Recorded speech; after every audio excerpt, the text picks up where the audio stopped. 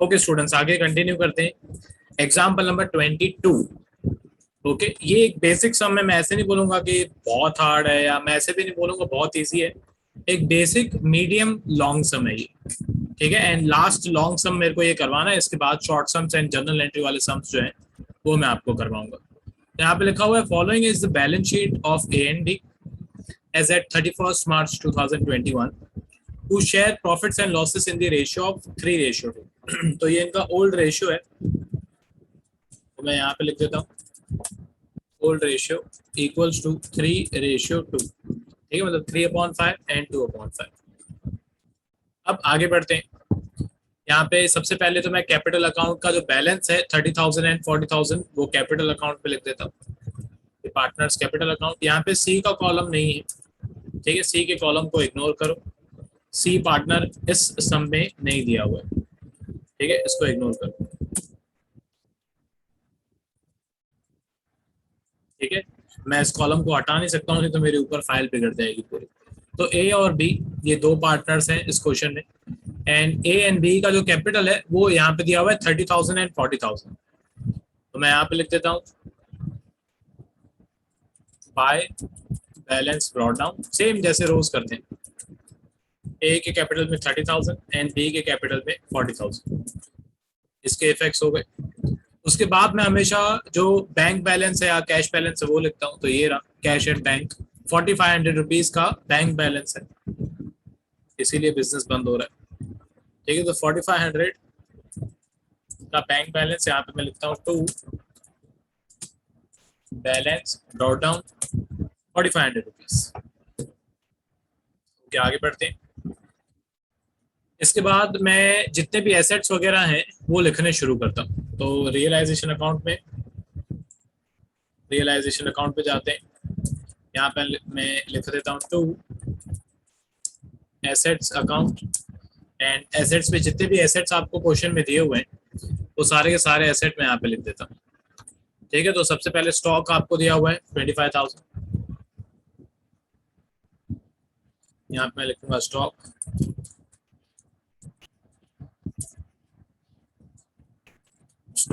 25,000। ठीक है, स्टॉक के नीचे आपको क्वेश्चन में दिया हुआ है डेटर्स। अब डेटर्स में दो अमाउंट्स दी हुई हैं, एक दिया हुआ है 40,500 एंड एक बाहर वाली अमाउंट दी हुई है 39,500। यानी मैं पहले भी बहुत बार बता चुका हूँ, हमको ये बाहर वाली अमाउंट कोई काम की नहीं है, हमारे काम की ये अंदर वाली अमाउंट है। ठीक है, तो 40,500 डेटर्स की अमाउंट है, वो मैं यहाँ पे लिख देता हूँ डेटर्स 40,500। एंड यहाँ पे मैं लिख देता हूँ by liabilities account, and liabilities में जो प्रोविजन फॉर डाउटफुल डेट्स दिया हुआ है आपको, वो यहाँ पे मैं लिख देता हूँ provision for doubtful debts. And इसकी जो अमाउंट है वो शायद 1,000 दी हुई है, मेरे को चेक करनी पड़ेगी। चेक कर लेते हैं एक बार। परफेक्ट। फिर आपको दिया हुआ है बिल्स रिसीवेबल 15,000, वो हमारा एसेट है, एसेट साइड पे लिखेंगे बिल्स रिसीवेबल 15,000। आगे बढ़ते हैं। बिल्स रिसीवेबल के बाद investment plant and machinery and building 60, 80,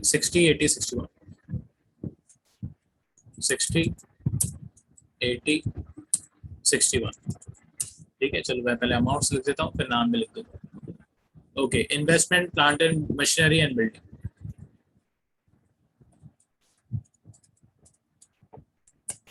investment, उसके बाद प्लांट एंड मशीनरी,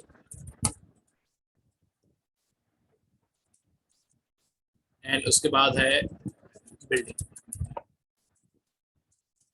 ठीक है, ये मैंने यहाँ पे सारे एसेट्स लिख दिए जितने भी एसेट साइड पे दिए हुए।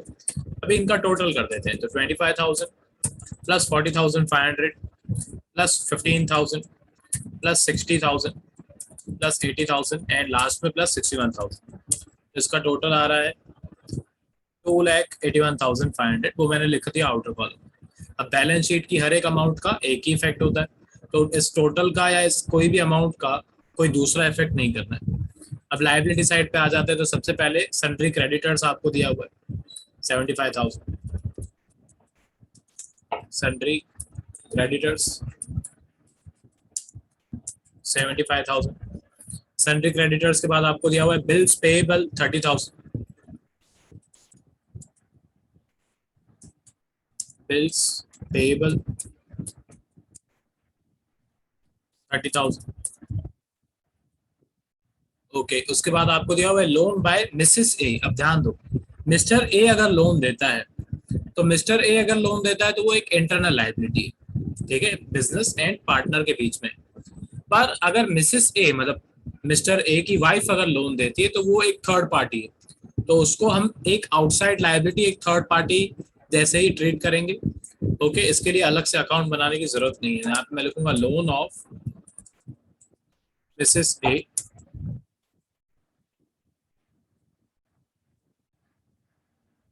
एंड उनकी जो अमाउंट है मिसेस ए के लोन की वो मैं यहाँ पे लिख देता हूँ। ऊपर से देख के मेरे को लिखना पड़ेगा। मिसेस ए की जो लोन की अमाउंट है वो है 25,000। इसको हम एक third liability, outside liability consider करेंगे। फिर वर्कमैन कंपेंसेशन रिजर्व आपको दिया हुआ है, ठीक है। तो वर्कमैन कंपेंसेशन रिजर्व में मैं पहले ये चेक करूंगा कि कोई एडजस्टमेंट वगैरह दी हुई, तो फर्स्ट में नहीं, सेकंड में नहीं, थर्ड में नहीं, फोर्थ में नहीं, फिफ्थ में नहीं, सिक्स्थ में नहीं, सेवंथ में नहीं, मतलब कोई भी एडजस्टमेंट ऐसी नहीं है जिसमें वर्कमैन कंपेंसेशन रिजर्व के रिलेटेड कुछ दिया हुआ हो।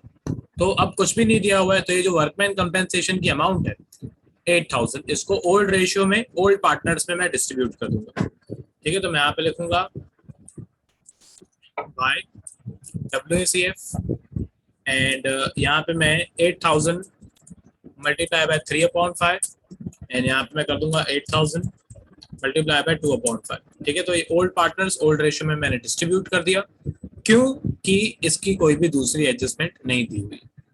आगे बढ़ते हैं। इसके बाद आपको दिया हुआ है बैंक लोन 50,000, तो वो भी मैं देख के लिख देता हूँ, बैंक लोन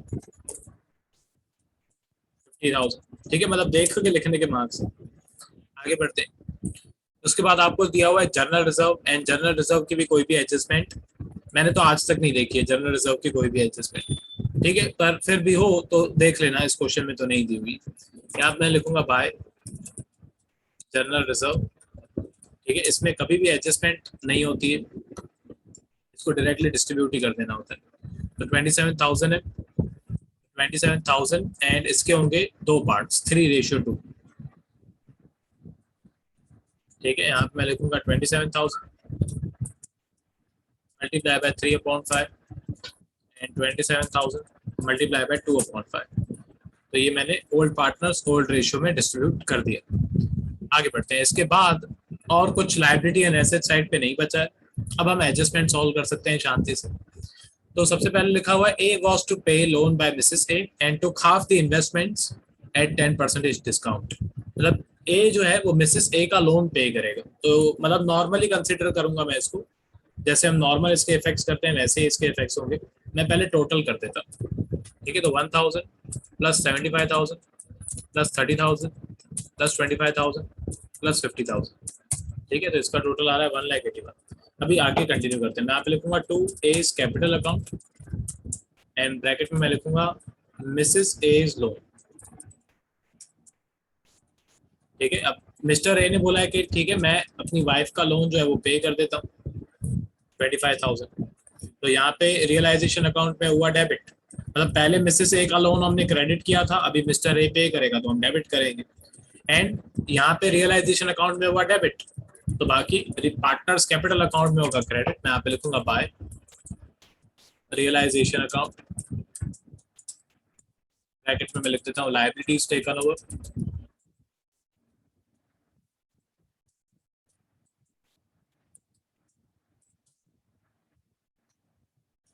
ठीक है, एंड ए के अकाउंट में मैं लिख देता हूँ क्रेडिट साइड पे 25,000। आगे बढ़ते हैं। फिर यहाँ पे ये भी लिखा हुआ था कि इन्वेस्टमेंट भी लेके जाएगा, हाफ इन्वेस्टमेंट लेके जाएगा 10% डिस्काउंट पे, ठीक है। तो आधी इन्वेस्टमेंट लेके जाएगा या डिस्काउंट पे लेके जाएगा, यहाँ पे मैं लिख देता हूँ by is capital account. And basic सा रूल है, ये स्टार्टिंग में मैंने आपको बताया था, एसेट अगर कोई पार्टनर लेके जाता है तो वो पार्टनर्स कैपिटल अकाउंट में डेबिट करते हैं, अगर कोई लायबिलिटी पे करता है पार्टनर तो वो क्रेडिट करते हैं, एंड फिर इसका ऑपोजिट इफेक्ट रियलाइजेशन अकाउंट में होता है। मतलब पहले एसेट होता है यहाँ पे डेबिट, अगर हम बेचें तो भी क्रेडिट होगा, अगर पार्टनर लेके जाए तो भी क्रेडिट होगा।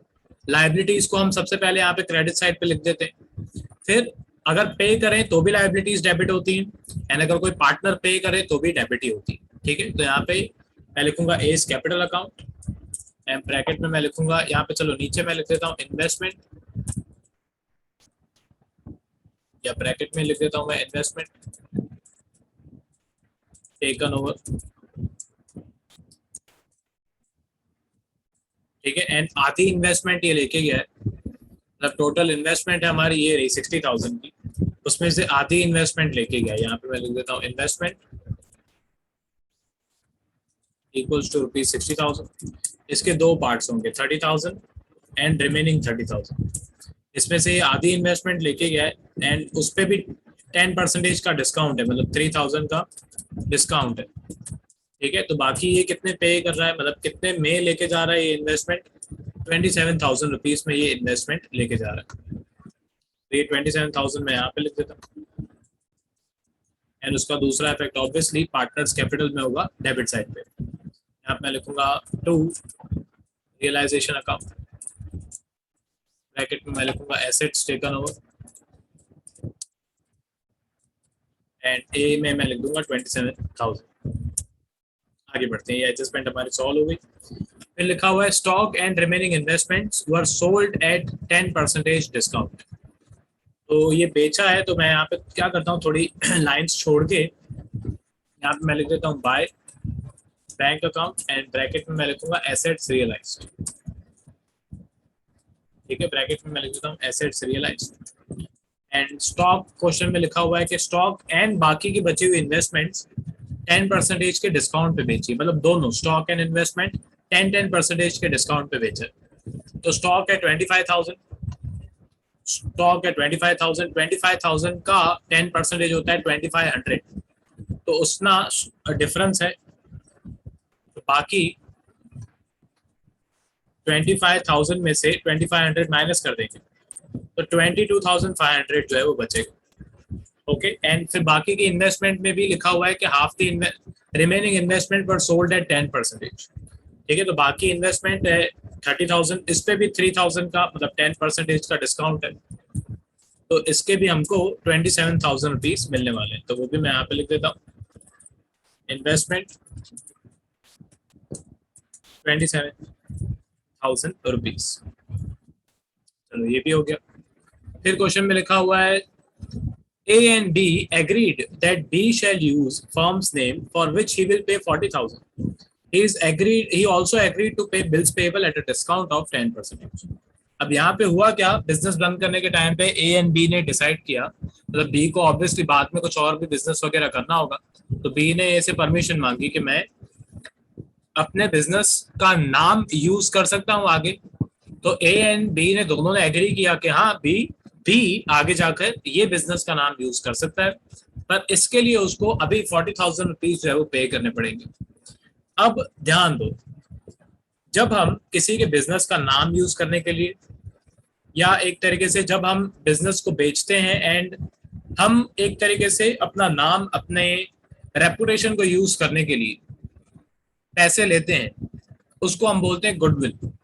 ठीक है, मतलब जो बी है उसने दुकान पे लगे हुए बोर्ड के 40,000 रुपए नहीं दिए, उस नाम को यूज करने की परमिशन के 40,000 रुपीज दिए। ठीक है, तो मैं यहाँ पे लिखूंगा, इसके नीचे ही लिख देता हूँ बाय बीज कैपिटल, एंड ब्रैकेट में मैं लिखूंगा गुडविल। अब गुडविल की ऑब्वियसली वैल्यू आपकी बैलेंस शीट में नहीं दी हुई है, दी हुई होती तो मैं लिख चुका होता। ओके, तो ये 40,000 रुपीज रियलाइजेशन अकाउंट में हुआ क्रेडिट, एंड बी के कैपिटल अकाउंट में यहाँ पे मैं कर देता हूँ डेबिट, एसेट टेकन ओवर। ठीक है, आगे बढ़ते। फिर यहाँ पे ये भी लिखा हुआ है कि जो बी है वो बिल्स पेएबल को भी पे करेगा एट अ डिस्काउंट ऑफ 10%। ठीक है, अच्छी बात है। यहाँ पे मैं लिख देता हूँ टू बीज कैपिटल, एंड यहाँ पे लिख देता हूँ ब्रैकेट में बिल्स पेएबल। ठीक है, एंड बिल्स पेएबल कितनी अमाउंट है बिल्स पेएबल की, ये रही 30,000। 30,000 में से 10% पे नहीं करेंगे तो बाकी 27,000 पे करेंगे। ये यहाँ पे हुआ डेबिट, तो बी के कैपिटल अकाउंट में होगा क्रेडिट। लाइबिलिटीज टेकन ओवर में मैं लिख देता हूँ 27,000 रुपीज। आगे बढ़ते हैं। यहाँ पे लिखा हुआ है डेटर्स रियलाइज 35,000, मतलब डेटर्स ने हमें 35,000 रुपीज दी। तो मैं यहाँ पे लिख देता हूँ डेटर्स 35,000।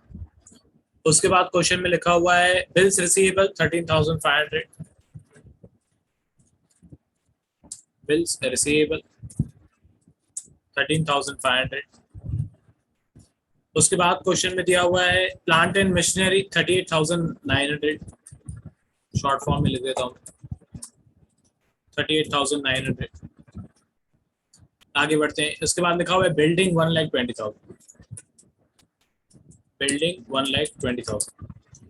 आउटर कॉलम में इसका टोटल कर देता हूँ मैं, तो 22,500। चलो मैं पहले चेक कर लेता हूँ कुछ एसेट रह तो नहीं गया, कोई स्टॉक हो चुका है, डेटर्स हो चुका है, bill receivable, investment, plant and machinery, building, हाँ ये सब एसेट्स का कुछ ना कुछ हो चुका है। ठीक है, मतलब कोई भी एसेट बाकी नहीं है। यहाँ पे मैं लिखूंगा 22,500 plus 27,000 plus 35,000 plus 13,500 plus 38,900 plus 1,20,000। तो इसका टोटल आ रहा है 2,56,900। रियलाइजेशन अकाउंट में हुआ क्रेडिट, तो बैंक अकाउंट में होगा डेबिट 2,56,900। यहाँ पे मैं लिखूंगा 2 रियलाइजेशन अकाउंट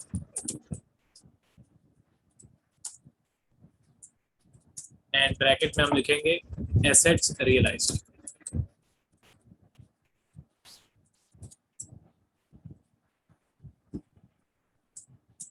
आगे बढ़ते हैं। इसके बाद क्वेश्चन में आगे कौन सी एडजस्टमेंट दी हुई है, लिखा हुआ है there was a car at the firm which was written off from the books, it was taken over by A for 23,400। मतलब एक कार थी जो बुक्स पे से पूरी राइट ऑफ हो चुकी थी, मतलब पुरानी कार थी, डेप्रिसिएशन माइनस कर करके उसकी वैल्यू 0 हो चुकी थी, पर अभी फिर भी जो ए है वो उसको 23,400 रुपीज में लेके गया। तो वापस से यहाँ पे लिखूंगा by as capital account and bracket में मैं लिखूंगा car taken over and 23,400 rupees में कार लेके गए, तो रियलाइजेशन अकाउंट में हुआ क्रेडिट, ए के कैपिटल अकाउंट में होगा डेबिट। वापस से मेरे को यहाँ पे लिखना पड़ेगा तो रियलाइजेशन अकाउंट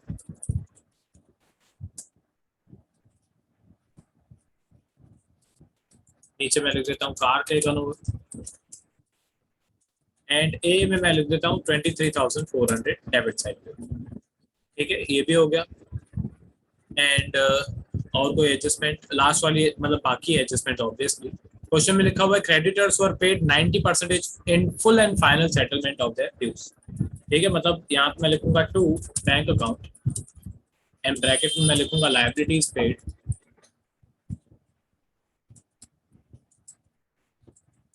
यहाँ पे अंडरलाइन कर देता हूँ।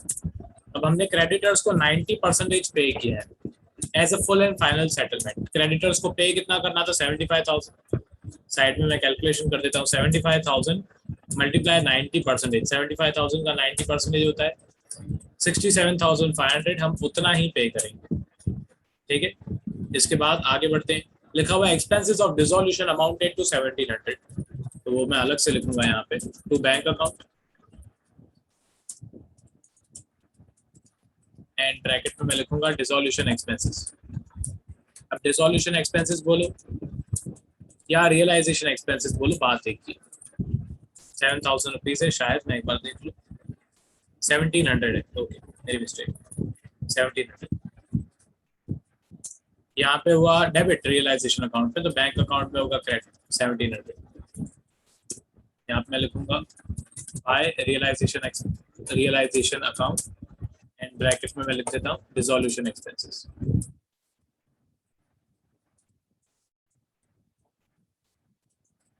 आगे बढ़ते हैं। अब मैं लायबिलिटीज देख लेता हूँ कौन सी पे करनी बाकी है। तो प्रोविजन फॉर डाउटफुल डेट कभी पे नहीं करना है, सन्ड्री क्रेडिटर्स पे कर चुके हैं, बिल्स पेएबल बी पे करेगा, लोन बाय मिसेस ए का लोन मिस्टर ए पे कर रहा है। तो बाकी बैंक लोन के बारे में कोई भी इंफॉर्मेशन, बैंक लोन के बारे में कोई भी इंफॉर्मेशन नहीं दी हुई। तो हम अज्यूम करेंगे कि बैंक लोन 50,000 था एंड हम 50,000 ही पे कर रहे हैं, तो मैं यहाँ पे लिखूंगा बैंक लोन एंड 50,000 रुपीज में यहाँ पे लिखूंगा। आउटर कॉलम में टोटल 67,500 प्लस 50,000, यहाँ पे आया है 1,17,500, रियलाइजेशन अकाउंट में हुआ डेबिट, तो बैंक अकाउंट में होगा क्रेडिट 1,17,500। एक बार चेक कर लेते हैं।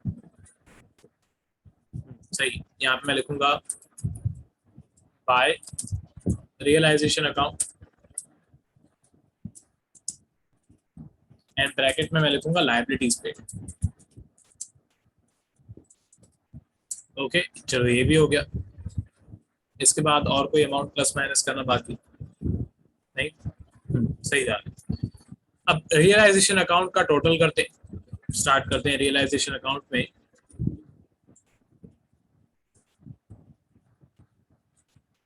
ये क्रेडिट साइड का टोटल है 55,28,300। अब डेबिट साइड का टोटल कर लेते हैं। डेबिट साइड का मेरे को छोटा ही लग रहा है। ठीक है, हाँ ठीक है, डेबिट साइड का टोटल छोटा है, मतलब प्रॉफिट हुआ है यहाँ पे। तो 5,28,300 में से 4,52,700 माइनस करेंगे तो 75,600 बचेगा। ठीक है, एंड वो मैं यहाँ पे लिखूंगा to partners capital account A and B. अब ये जो प्रॉफिट का पैसा है 75,600, ये ओल्ड पार्टनर्स एंड उनके ओल्ड रेशियो में, मतलब 3:2 में डिस्ट्रीब्यूट होगा। तो 75,600 मल्टीप्लाई बाय 3/5, ये होता है 45,360। उसके बाद 75,600 मल्टीप्लाई बाय 2/5, ठीक है, तो ये होता है 30,240। ये यहाँ पे हुआ डेबिट, तो पार्टनर्स कैपिटल अकाउंट में होगा क्रेडिट। ठीक है, मैं यहाँ पे लिखूंगा बाय रियलाइजेशन अकाउंट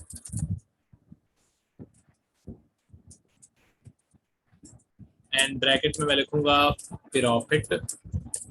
ठीक है, एंड अमाउंट देख लेते हैं कितनी, 45,360 एंड दूसरे की अमाउंट है 30,240। चलो ये भी हो गया। उसके बाद क्रेडिट साइड का टोटल स्टार्ट करते हैं। तो ए का जो टोटल है, क्रेडिट साइड का ए का जो टोटल है वो आ रहा है 1,21,360। बी का क्रेडिट साइड का टोटल आ रहा है 1,11,240। अभी इनका डेबिट साइड का टोटल भी देख लेते हैं, जो कि ऑब्वियसली छोटा है। ठीक है, तो दोनों का क्रेडिट साइड का टोटल बड़ा है। मैं आप लिखूंगा to bank account, balance CF नहीं लिखना गलती से भी, बैंक अकाउंट में ट्रांसफर करते हैं। एंड ये हमारी फाइनल पेमेंट है जो हम इनको कर रहे हैं, डिफरेंस माइनस कर देते हैं। तो 1,21,360 में से 50,500 माइनस करेंगे तो बाकी 70,860 आ रहा है। ये पैसे हम ए को पे करेंगे। फिर 1,11,240 में से 2 मिनट को ज्यादा हो गया, एक वन ज्यादा लगा दिया। 1,11,240 में से जो डेबिट साइड का टोटल 40,000 वो माइनस करेंगे, तो इसका आ रहा है 71,240। ये यहाँ पे हुआ डेबिट, तो बाकी बैंक अकाउंट में होगा क्रेडिट। मैं यहाँ पे लिखूंगा bye partners capital account and bracket में मैं लिखूंगा फाइनल पेमेंट।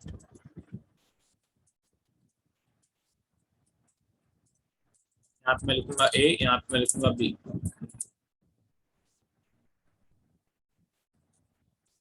ठीक है, तो ए का जो अमाउंट है वो आ रहा है 70,860। बी की जो अमाउंट है वो आ रही है 71,240। ठीक है, आउटर कॉलम में जाते हैं एंड टोटल कर देते हैं। तो 70,860 प्लस 71,240, ये आ रहा है इसका टोटल। अब क्रेडिट एंड डेबिट साइड का टोटल बैंक अकाउंट में सेम आना चाहिए। 1,700 1,17,500 प्लस 1,42,100, ये आ रहा है 2,61,300। यहाँ पे भी उतना ही आना चाहिए। 4,500 प्लस 25,600, 2,56,900। तो यहाँ पे आ रहा है 2,61,400। ओके, 100 का गैप है। यहाँ पे मैंने प्लस में तो माइनस नहीं की। 7,0,860 एंड 7,1,240। ये तो मिस्टेक है शायद, 100 रुपीज का गैप आ रहा है।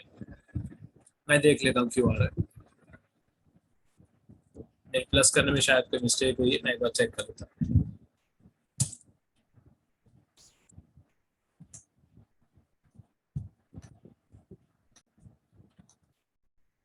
ओके, ये रही मिस्टेक, मिल गई मेरे को। ठीक है, मिस्टेक ये है, यहाँ पे मैंने 20 कार टेकन ओवर में 23,400 में वो कार लेके गया, एंड मैंने यहाँ पे 23,500 लिखा है। ठीक है, मतलब अमाउंट गलत है। यहाँ पे मैं इसको चेंज कर देता हूँ, 500 की जगह पे 400, बाकी सब सही। लिखने में मेरी टाइपिंग मिस्टेक हो गई। इसको 1 1 2 1 3 6 0 में से वन, जो भी अमाउंट है 23,400, एंड एक अमाउंट और है 27,000, वो माइनस कर देते हैं। परफेक्ट 70960 आ रही है, तो मैं यहाँ पे कर देता हूँ 70960, तो उसका टोटल 70960 प्लस 71240। ठीक है, अभी टोटल दोनों का सेम आ रहा है, मतलब क्वेश्चन सही सही हो गया सर। ठीक है, मतलब वो 100 रुपए की खाली मिस्टेक थी, मैंने 500 लिखा था, 400 लिखना था। ठीक है, तो ये एग्जाम्पल 22 था आपका। मैं एक बार स्क्रॉल कर देता हूँ। ये रियलाइजेशन अकाउंट पॉज करके करके लिखना। उसके बाद ये है पार्टनर्स कैपिटल अकाउंट, आधे पेज का बनाना। उसके बाद ये है बैंक। ठीक है, बस इतना ही है। एंड ये वर्किंग नोट्स हैं, अगर आपको लिखने, वैसे तो फटाफट हो जाना चाहिए, पर फिर भी मैं शो कर देता हूँ।